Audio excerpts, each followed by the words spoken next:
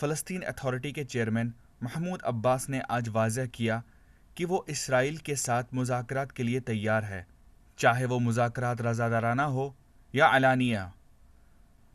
गुज़श्ता रोज़ उन्होंने फ्रांसीसी सदर इमैनुअल मैक्रोन से दारुल हुकूमत पेरिस में मुलाकात की।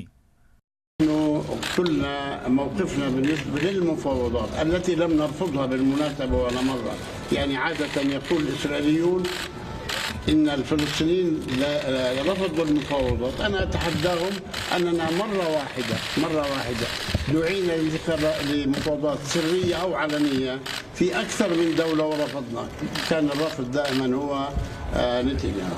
الآن نقول أي مفاوضات مستعدون أن نذهب إلى هذه المفاوضات سرية أو علنية، والوسيط الرباعية الدولية زائد दुअल उखरा।